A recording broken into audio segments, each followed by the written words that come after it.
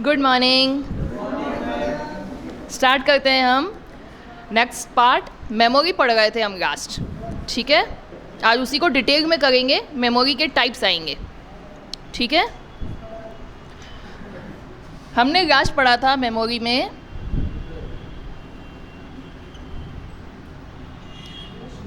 Primary memory and secondary memory. और primary memory में हमने पढ़ा था रैम, रोम, रजिस्टर्स, कैश। आज हम इनके टाइप्स पढ़ेंगे। रैम के क्या टाइप हैं, रोम के क्या टाइप हैं और कैश मेमोरी के क्या टाइप हैं, ठीक है। सबसे पहले स्टार्ट करते हैं रैम से, फिर हम आ जाएंगे रोम के टाइप्स जो हम आते हैं काम में, फिर उसके बाद कैश के जो टाइप काम में आते हैं।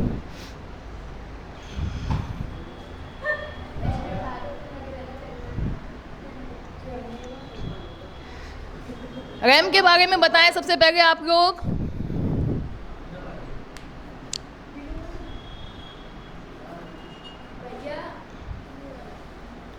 रैम के बारे में बताएं।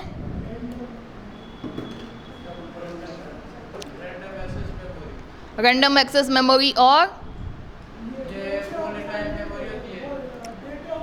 वोलेटाइल मेमोरी और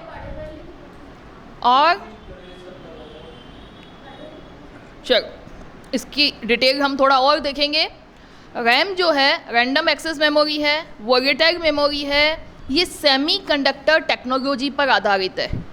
रैम में एक जो चिप बनी होती है उस चिप को कहा जाता है इंटीग्रेटेड सर्किट, ठीक है। तो रैम के लिए आपके क्या क्या पॉइंट हो गए।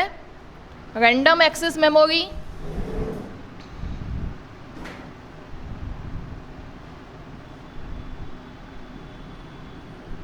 पहला पॉइंट। दूसरा point volatile memory,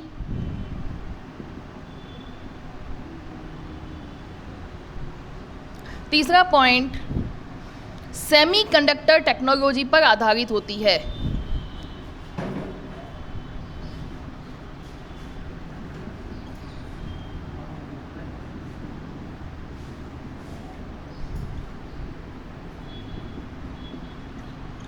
semiconductor technology पर आधारित होती है। चिप को रैम चिप पर इंटीग्रेटेड सर्किट बना होता है। रैम चिप पर इंटीग्रेटेड सर्किट बना होता है।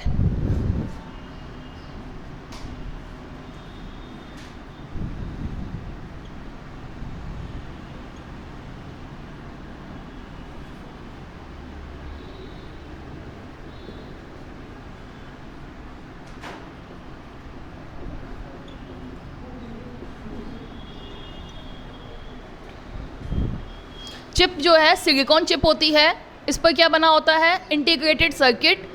इंटीग्रेटेड सर्किट का मतलब ये होता है कि छोटी सी चिप पे बहुत ज़्यादा सर्किट कंडेंस्ड फॉर्म में होते हैं, ठीक है। एक छोटी सी चिप पे बहुत सारा सर्किट जब आ जाता है तब उसको हम क्या कहते हैं इंटीग्रेटेड, ठीक है। सेमीकंडक्टर टेक्नोलॉजी का मतलब समझते ही होंगे आप। सेमीकंडक्टर मतलब अर्धचालक टेक्नोलॉजी पर आधारित है, ठीक है। Random access memory, volatile memory कौन सी टेक्नोलॉजी पर आधारित है, सेमीकंडक्टर टेक्नोलॉजी पर आधारित है। रैम चिप पे इंटीग्रेटेड सर्किट बना होता है ना, इसे आईसी चिप कहा जाता है, ठीक है। अब इसके हम प्रकार देखेंगे। रैम के प्रकार दो प्रकार हैं, types of RAM. First is S RAM, जिसका फुल फॉर्म है स्टैटिक रैम। सेकंड है डी रैम, जिसका फुल फॉर्म है डायनेमिक रैम।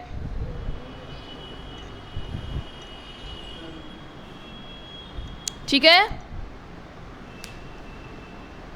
रैम की जो मुख्य बातें हैं वो हमने देख ली। रैंडम एक्सेस मेमोरी क्यों कहते हैं, आपको डेटा सिक्वेंशियली नहीं पढ़ना होता है, आप जिस भी डेटा को पढ़ना चाहते हैं आप डायरेक्ट उस एड्रेस पे चले जाएंगे, उस एड्रेस पे डायरेक्ट लिख पाएंगे और वहाँ से रीड कर पाएंगे। ठीक है, एक पॉइंट और इसमें रैम में जोड़ेगा, इसमें रीड भी किया जाता है और राइट भी किया जाता है। रीड ऑपरेशन और राइट ऑपरेशन दोनों होते हैं। रीड और राइट दोनों ऑपरेशन किए जाते हैं। ऑपरेशन या कहा जा सकता है कि कार्य किए जा सकते हैं।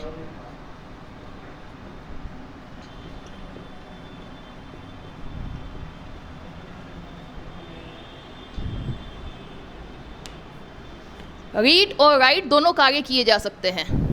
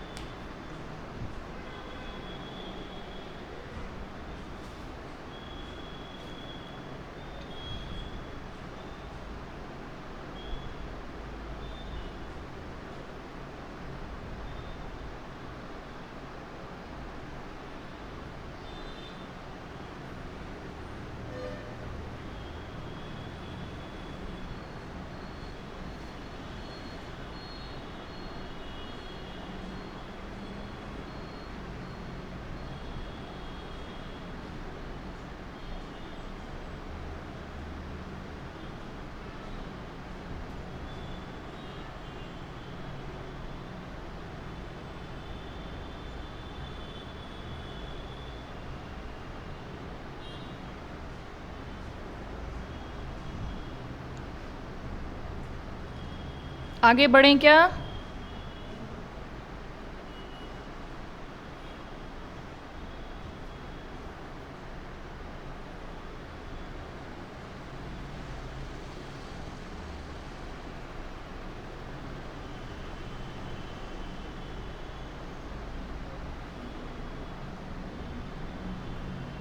ठीक है, बढ़े आगे। नेक्स्ट टॉपिक है static RAM and dynamic RAM. RAM के दो प्रकार हैं, static RAM and dynamic RAM. ये मिटा रही हूँ मैं, ठीक है।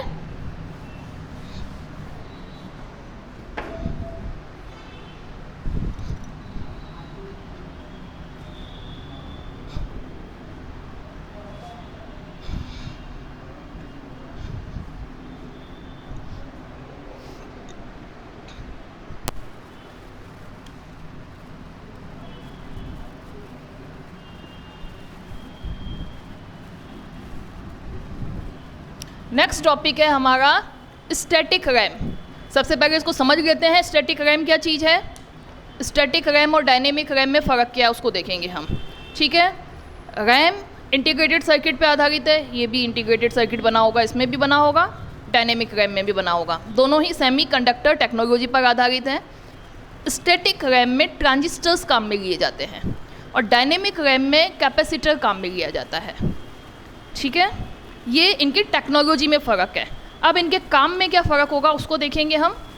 स्टैटिक रैम में जो आप डेटा देते हो या जो डेटा लिखा जाता है, जब तक पावर ऑन है तब तक वो बना रहेगा और उसको बीच में बार बार रिफ़्रेश करने की ज़रूरत नहीं पड़ेगी। डायनेमिक रैम में कैपेसिटर होते हैं और कैपेसिटर में जो डेटा होता है वो आवेश के रूप में होता है, चार्जेस के रूप में होता है, जो बहुत जल्दी फेड हो जाता है, चार्ज कम हो जाता है, तो उसको प्रति सेकंड कई बार उसको रिफ़्रेश करना पड़ता है, ठीक है। तो इसलिए उसको क्या कह रहे हैं, dynamic RAM.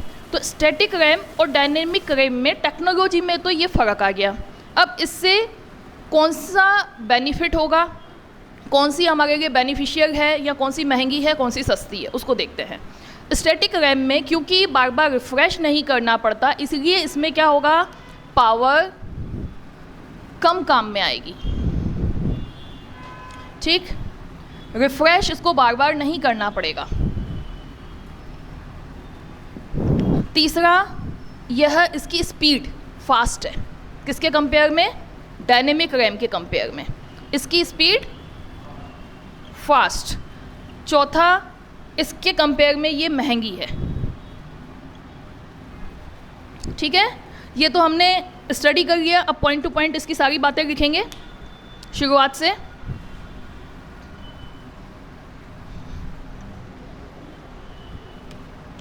Static RAM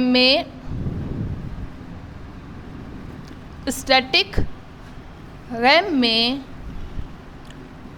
transistors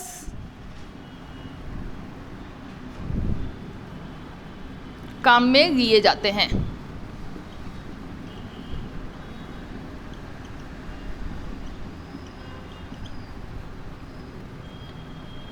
S RAM में 4 से 6 ट्रांजिस्टर्स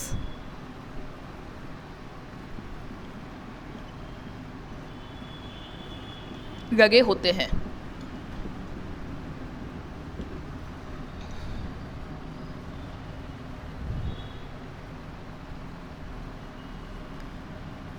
स्टैटिक रैम में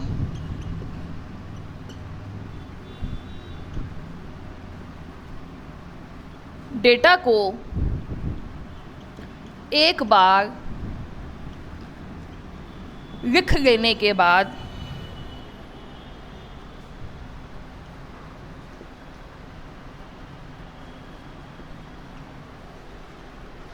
जब तक पावर ऑन है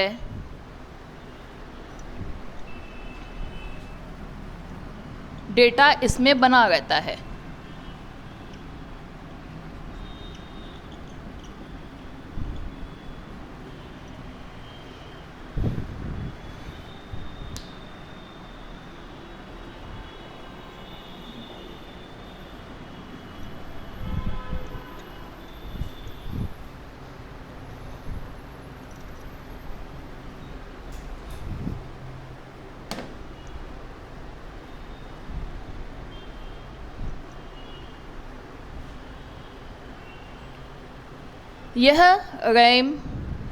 यह एस रैम डी रैम की तुलना में फास्ट होती है।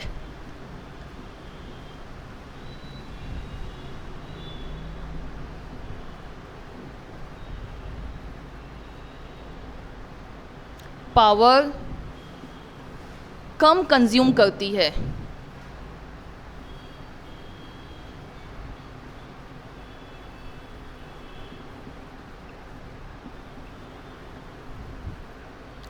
डी रैम की तुलना में महंगी होती है।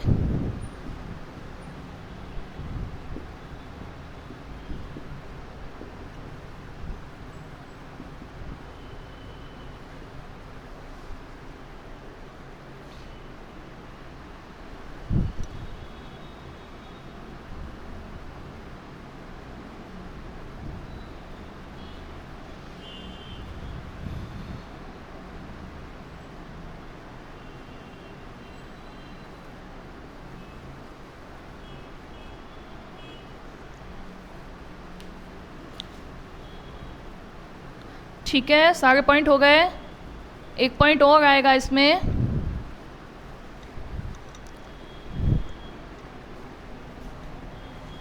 क्योंकि यह मेमोरी फास्ट होती है इसलिए कैश मेमोरी में काम में ली जाती है।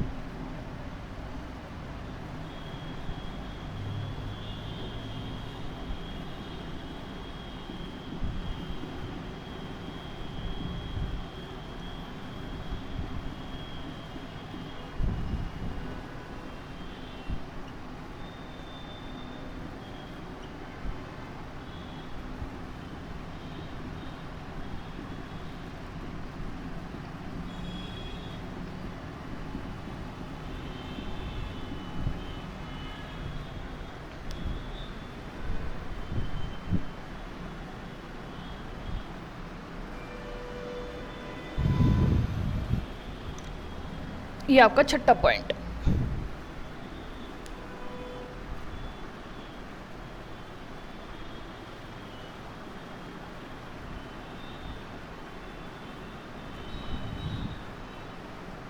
हो गया? एक बार रिवाइज करेंगे। स्टैटिक रैम में क्या लगे हैं? ट्रांजिस्टर लगे हैं। इसको बार बार रिफ्रेश नहीं करना पड़ता है।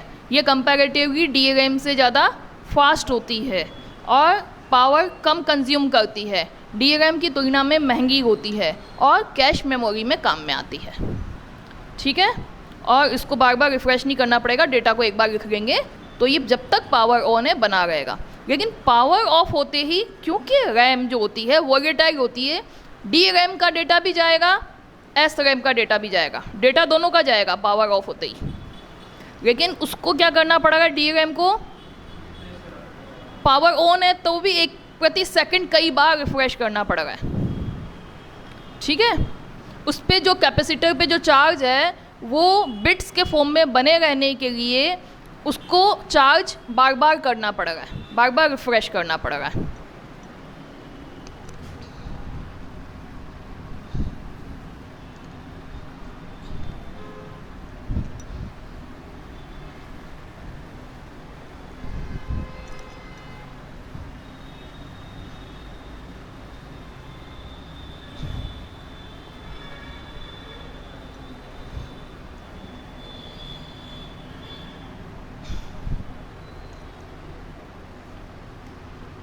फिर नेक्स्ट आ जाए डी रैम। डी रैम का फुल फॉर्म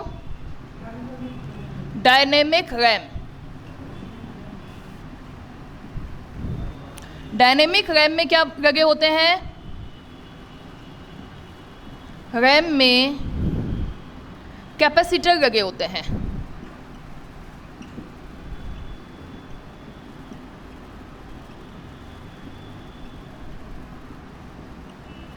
ट्रांजिस्टर होता है इसमें, लेकिन एक होता है, उसमें 4 से 6 ट्रांजिस्टर होते हैं। इसमें ट्रांजिस्टर कम होंगे, कैपेसिटर ज़्यादा होते हैं और इन कैपेसिटर्स को बार बार चार्ज देना पड़ता है।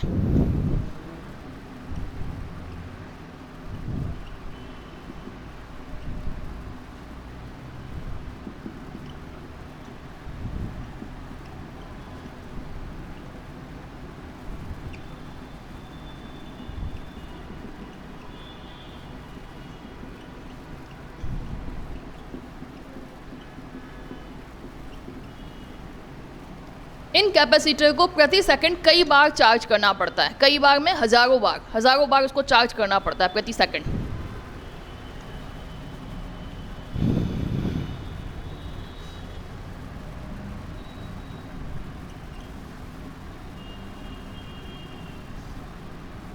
इसमें पावर ज़्यादा कंज्यूम होगी,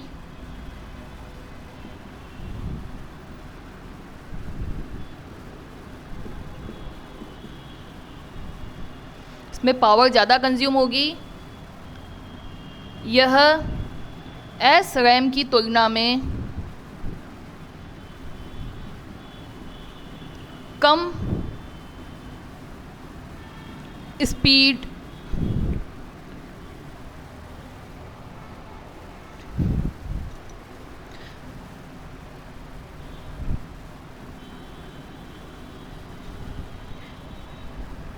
इसकी स्पीड एस रैम की तुलना में कम होती है।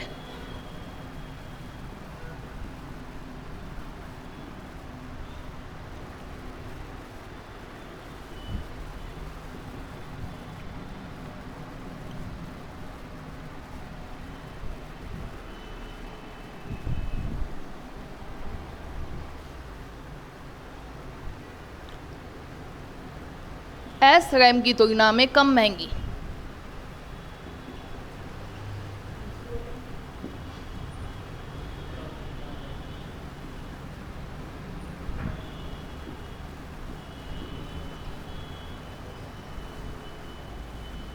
ठीक है?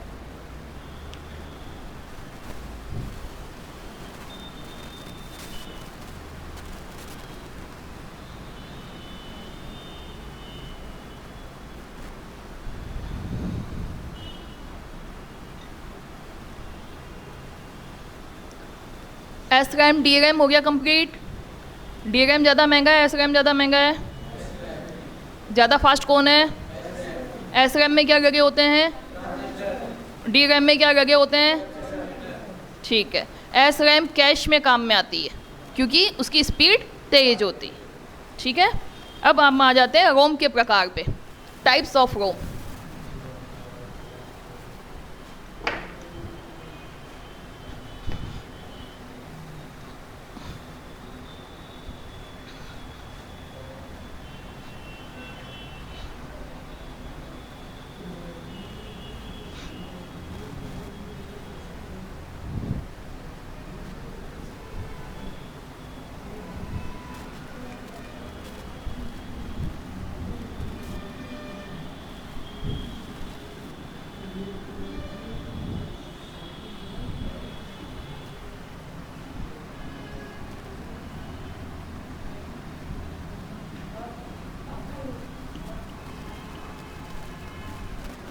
एम रोम, पी रोम,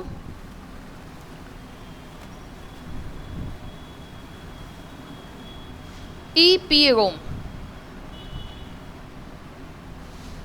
फिर नेक्स्ट है ई पी रोम।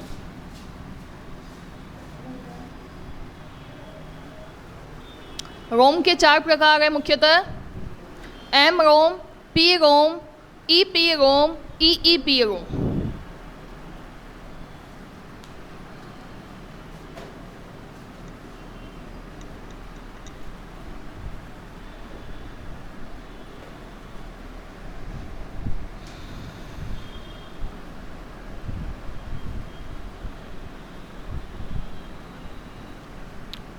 रोम के बारे में हम पहले पढ़ चुके हैं, लेकिन उसको एक बार हम वापस से देखते हैं। रोम भी किस पे आधारित होता है? सेमीकंडक्टर टेक्नोलॉजी पे।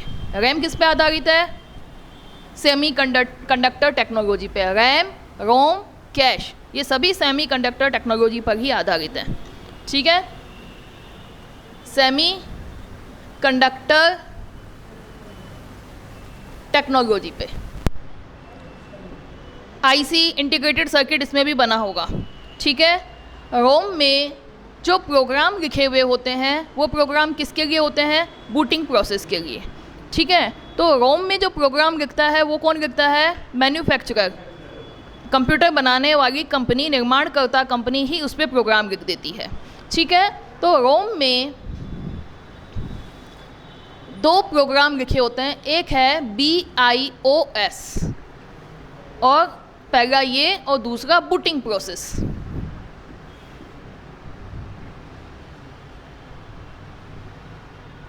रोम में 2 प्रोग्राम लिखे होते हैं, पहला कौन सा? BIOS और दूसरा बूटिंग प्रोसेस। BIOS का फुल फॉर्म क्या है? Basic input output system. Basic input output system. जब आप कंप्यूटर ऑन करते हो तो सबसे पहले कंप्यूटर के सारे इनपुट आउटपुट डिवाइस को चेक कर लिया जाता है, तो ये इस प्रोग्राम में लिखा होता है। जब सारे डिवाइसेस ठीक होती हैं तो उसके बाद क्या किया जाता है? बूटिंग की प्रक्रिया की जाती है। फिर उसके बाद बूटिंग की प्रक्रिया। ठीक, बेसिक इनपुट आउटपुट सिस्टम में क्या होगा? कंप्यूटर ऑन होते ही सारी इनपुट डिवाइस और सिस्टम जो भी है, कंप्यूटर, CPU एक्सेट्रा, सबको चेक करके आगे बढ़ा जाएगा, या कोई ख़राबी है तो मैसेज दिया जाएगा। ठीक है, फिर उसके बाद क्या किया जाएगा? ऑपरेटिंग सिस्टम को लोड किया जाएगा, जिसको हम बूटिंग प्रोसेस कहते हैं।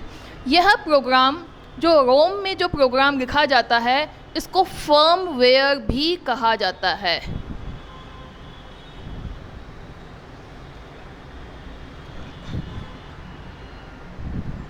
रोम को क्या कहा जाता है? जो प्रोग्राम लिखा हुआ होता है उसको क्या कहा जाता है? फर्मवेयर। रोम में जो प्रोग्राम लिखा हुआ है कंपनी के द्वारा लिखा जा रहा है या मैन्युफैक्चरर के द्वारा लिखा जाता है,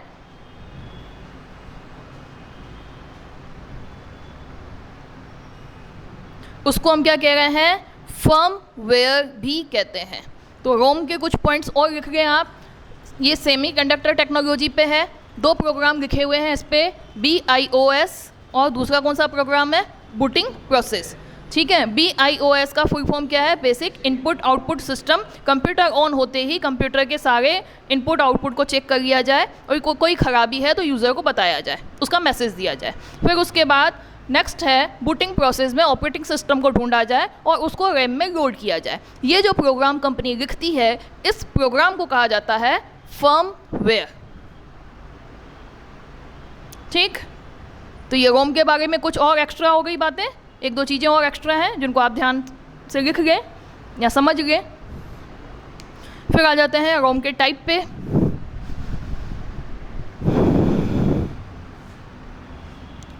M फॉर मास्क। रोम का full form read only memory.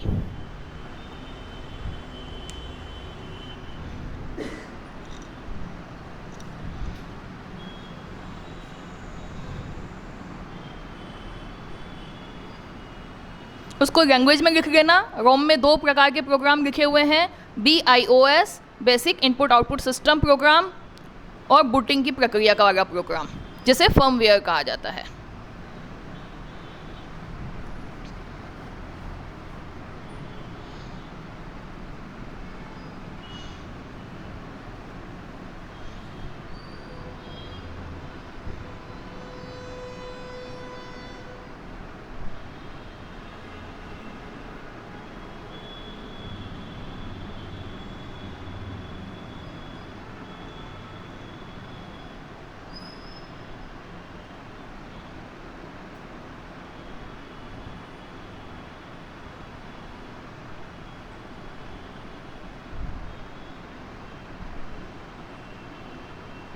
आगे बढ़ें। नेक्स्ट आ जाते हैं, इनके फुल फॉर्म क्या है? M रोम का फुल फॉर्म है मास्क रोम, मास्क रीड ओनली मेमोरी। इसका फुल फॉर्म है प्रोग्रामेबल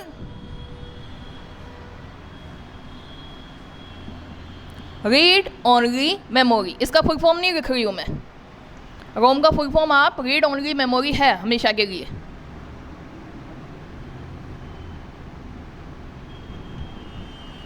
एक चीज़ और, रैम में मैंने आपको बताया रीड और राइट ऑपरेशन दोनों होते हैं। रोम में क्या होगा? ओनली रीड होगा, ओनली रीड होगा, है ना। रीड ओनली नाम है इसका, तो क्या होगा? ओनली रीड होगा।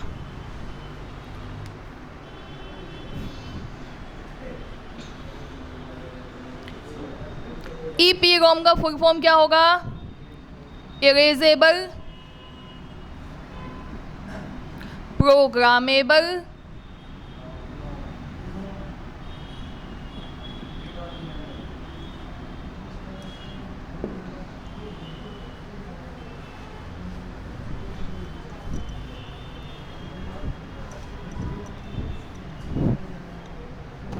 Erasable programmable read only memory. फिर नेक्स्ट EEPROM का फुल फॉर्म क्या होगा? इलेक्ट्रिकली इरेजेबल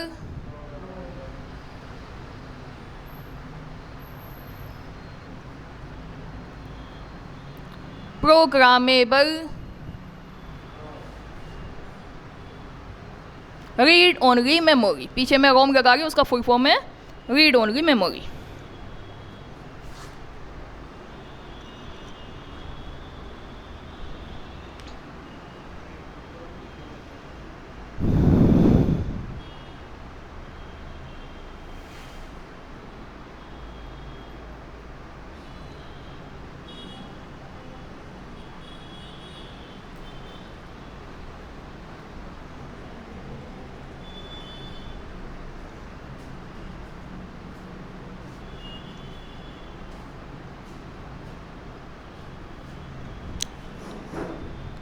ठीक है, आगे बात समझ में, आगे बढ़ें क्या?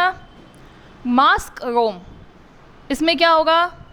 इसमें एक बार प्रोग्राम लिखा जाएगा फर्मवेयर, जो हमने शुरुआत से ही पढ़ा है। इसमें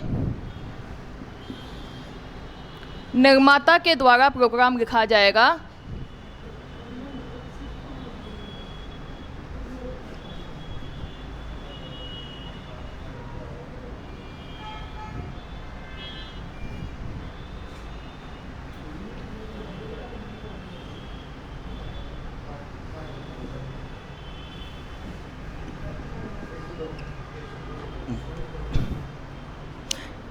इसमें प्रोग्राम को पुनः वापस नहीं लिखा जा सकता, यहाँ प्रोग्राम को यूज़र नहीं लिख सकता।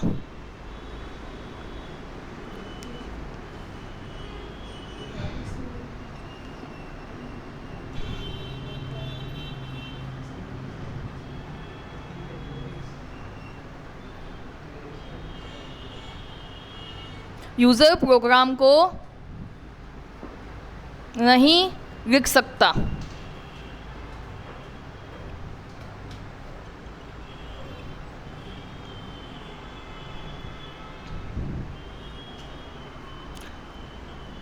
जब रोम का निर्माण किया जा रहा है उसी वक्त प्रोग्राम इसमें लिख दिया जाएगा।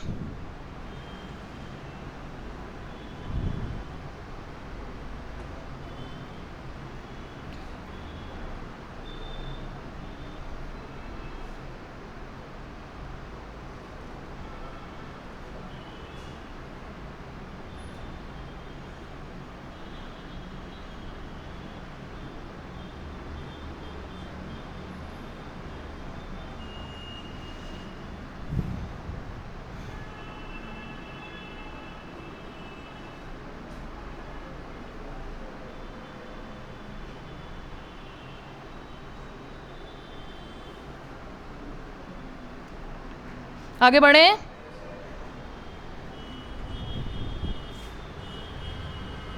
मिटा दूं इसको।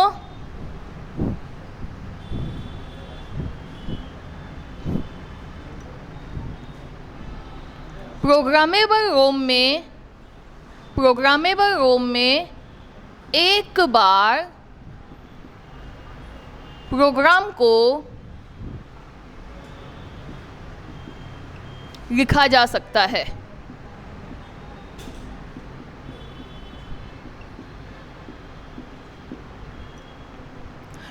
पी रोम में प्रोग्राम को एक बार लिखा जा सकता है, एक बार लिख लेने के बाद उसको मिटाया नहीं जा सकता और वापस से लिखा नहीं जा सकता।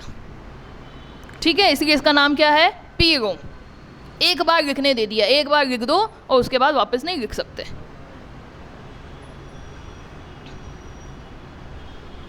इसके बाद आ जाते हैं erasable programmable read only memory, EEPROM।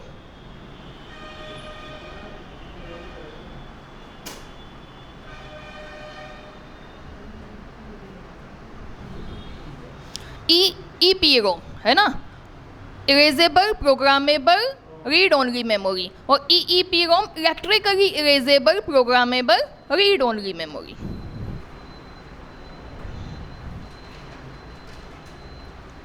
अब हम आ जाते हैं इस वाले पार्ट पे, EEPROM पे। EEPROM में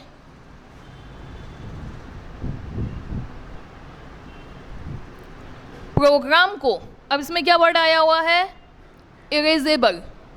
इरेज किया जा सकता है और वापस से लिखा जा सकता है, लेकिन इसको विशेष प्रक्रिया के द्वारा इरेज किया जा सकता है। अल्ट्रा वायलेट रेज की मदद के द्वारा ही इरेज कर सकते हैं इसको। ठीक है, या ऐसा सिस्टम काम में लिया जाता है जिससे इस रोम से अल्ट्रा वायलेट रेज गुजारी जाती हैं, जिससे इसका प्रोग्राम डिलीट हो जाता है और उसके बाद उसको वापस से काम में ले सकते हैं। ठीक है, तो EEPROM में प्रोग्राम को UV रेज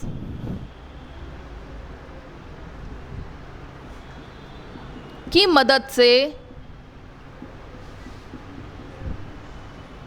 डिलीट किया जाता है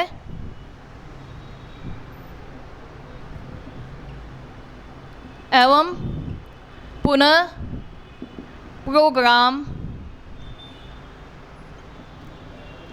लिखा जा सकता है।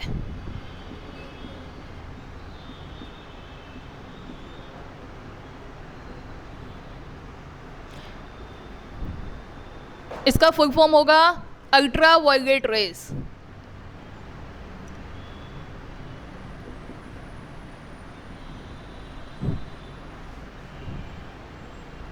यूवी रेज की मदद से प्रोग्राम को डिलीट किया जाता है और प्रोग्राम को पुनः लिखा जा सकता है। विशेष प्रक्रिया के द्वारा ही प्रोग्राम डिलीट किया जा सकता है। कई जगह पे इसको UVEPROM भी लिखा हुआ है, ये एक ही बात है।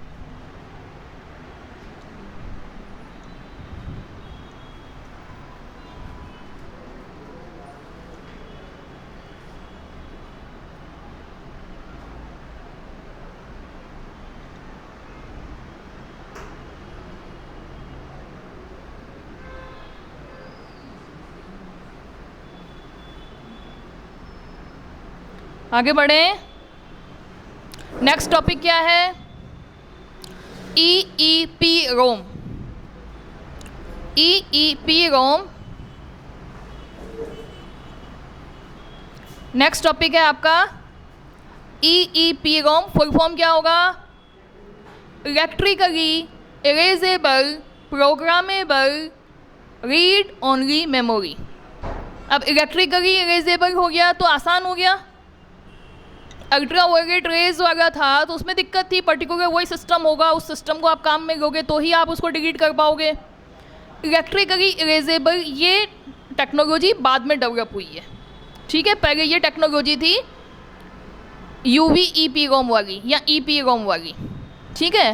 तो ये जो टेक्नोलॉजी है, पेन ड्राइव आपकी इसी टेक्नोलॉजी पे बनी हुई है। EEPROM फ्लैश मेमोरी भी कहते हैं इसको। अब इसके सारे पॉइंट्स मैं लिख दूंगी, ये मिटा के सारे पॉइंट्स हम इसके लिखेंगे।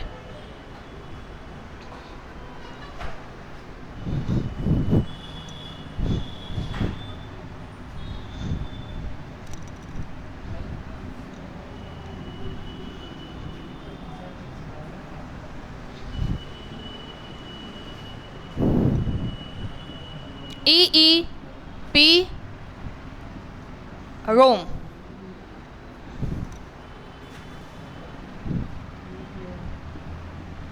फुल फॉर्म क्या आएगा? फुल फॉर्म क्या आएगा? Electrically erasable programmable read only memory, ठीक है। इलेक्ट्रिकली इरेजेबल है मतलब सिंपल आप इलेक्ट्रिसिटी पास करके इसको डिलीट कर सकते हो और वापस से लिख सकते हो। इसका एग्जांपल है आपके सामने पेन ड्राइव, और आप जो मेमोरी कार्ड काम में लेते हो, ये इसके एग्जांपल है। इसे फ्लैश मेमोरी भी कहा जाता है। पेन ड्राइव कैसे काम करती है? इलेक्ट्रिकली काम करती है, कंप्यूटर से जुड़ी और काम कर लेगी, है ना। कंप्यूटर से जुड़ा हुआ है, इलेक्ट्रिसिटी से जुड़ा हुआ है, उसके लिए स्पेशल प्रोसेस उसको नहीं चाहिए, ठीक है ना। तो इसको हम क्या कहेंगे? EEPROM। इसके मुद्दे क्या हुए? इलेक्ट्रिसिटी पास करके प्रोग्राम को डिलीट किया जा सकता है।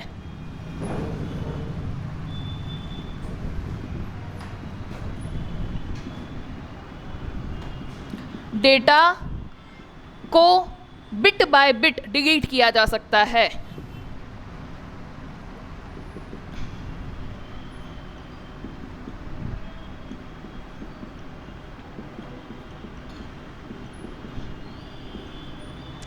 ठीक है।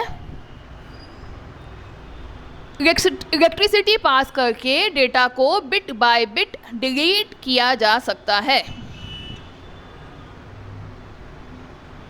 इसे फ्लैश मेमोरी भी कहते हैं।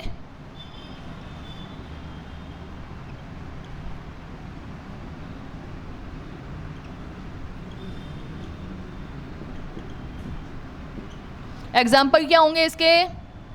पेन ड्राइव, मेमोरी कार्ड, या जिसको आप SD कार्ड भी कहते हैं।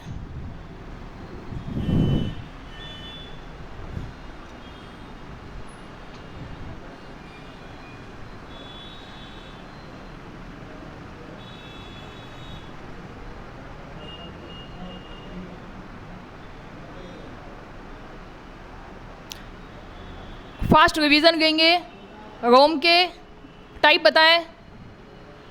MROM, फिर PROM, फिर EPROM, फिर EEPROM।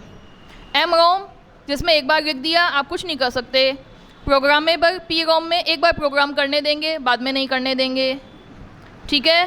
फिर आपका erasable programmable read only memory, या उसको अपन यूवी ई पी रोम भी कहते हैं। तो वो स्पेशल यूवी रेज पास करके ही डिलीट किया जा सकता है। फिर स्पेशल के बाद आप आए लास्ट में इलेक्ट्रिसिटी पास करके डिलीट किया जा सकता है। इसे फ्लैश मेमोरी भी कहा जाता है, और इसके एग्जांपल क्या है, पेन ड्राइव, एसडी कार्ड या मेमोरी कार्ड, जिनको आप काम में लेते हो, ठीक है। ये टेक्नोलॉजी अब लेटेस्ट में डेवलप हुई है, जो इसका एग्जांपल है।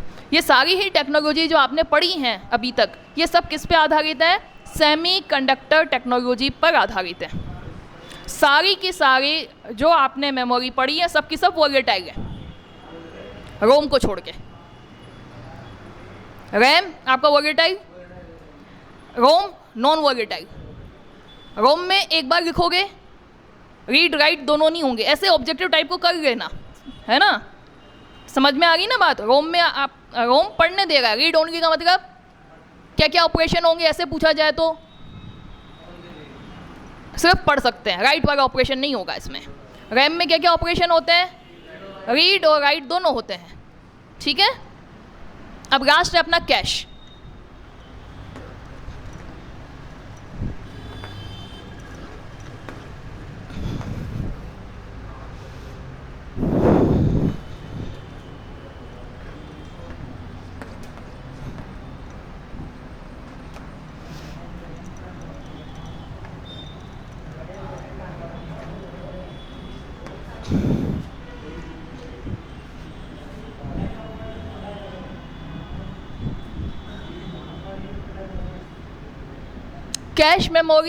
कैश मेमोरी के 3 प्रकार हैं, L1 type,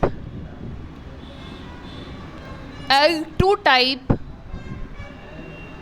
L3 type.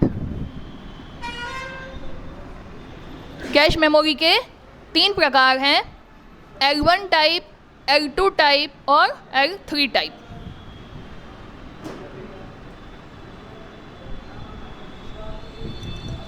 L1, L2, L3 क्यों नाम दिया गया है इसको, लेवल 1, लेवल 2, लेवल 3 के हिसाब से। अब लेवल 1 और लेवल 2 और लेवल 3 क्या चीज़ है, कैश मेमोरी हम कह रहे हैं रैम और किसके बीच में लगी हुई होती है, रैम और किसके बीच में लगी हुई है, सीपीयू के बीच में लगी हुई है कैश।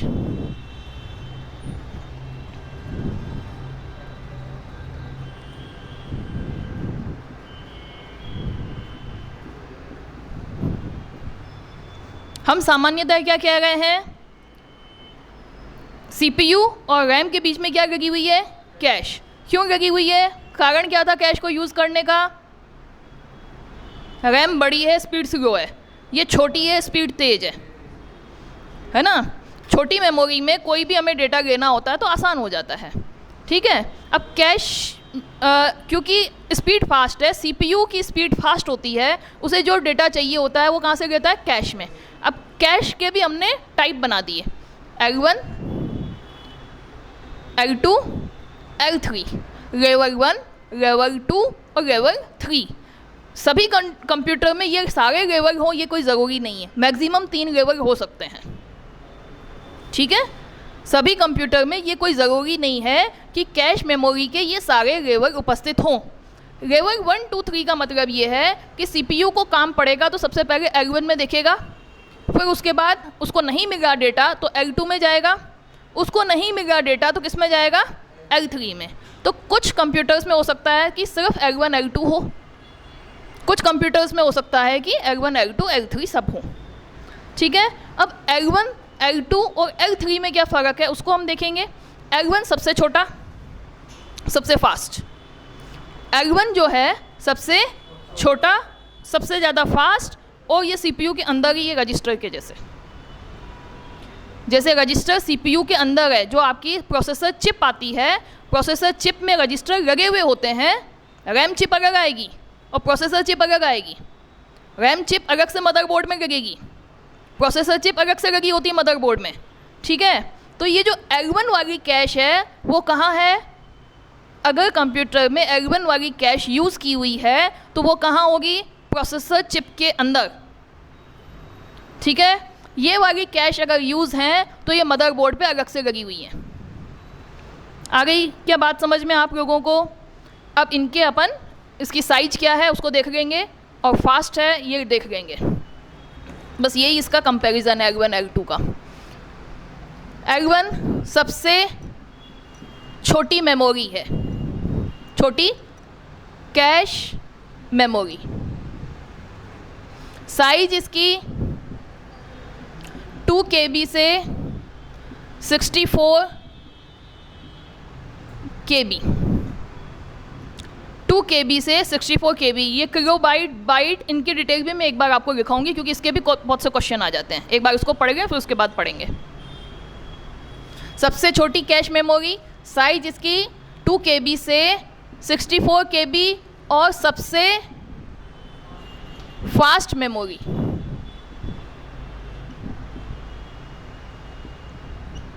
जो कि प्रोसेसर चिप में ही लगी होती है।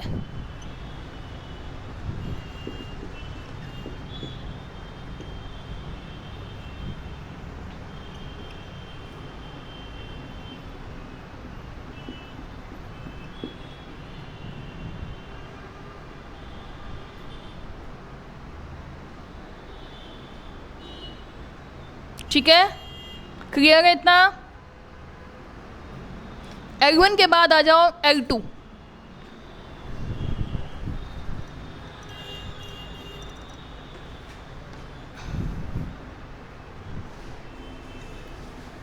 L2 लेवल 2, लेवल 2 है ना। यह मेमोरी L1 टाइप से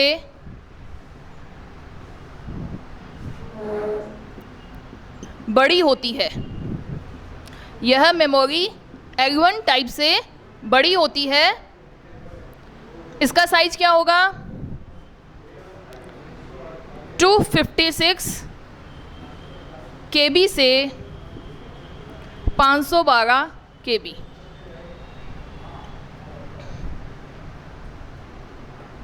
256 KB से 512 KB तक इसकी साइज़ होती है।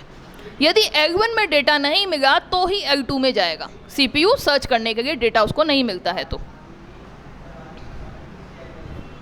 यह मेमोरी सबसे बड़ी होती है।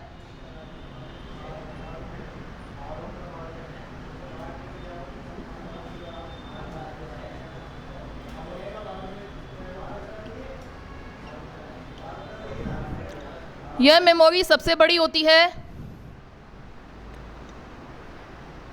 इसकी साइज 2 MB से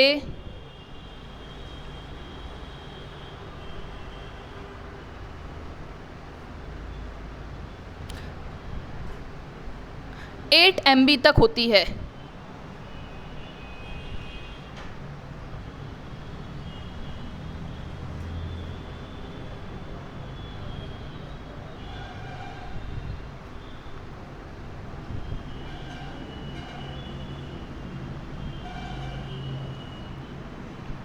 ठीक है, ये लिख लिया क्या आपने?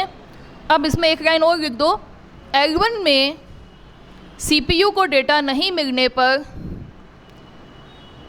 L1 में प्रोसेसर को डेटा नहीं मिलने पर ही L2 में सर्च करेगा। L2 में नहीं मिलने पर L3 में सर्च करेगा और उसके बाद मेन मेमोरी रैम में सर्च करेगा।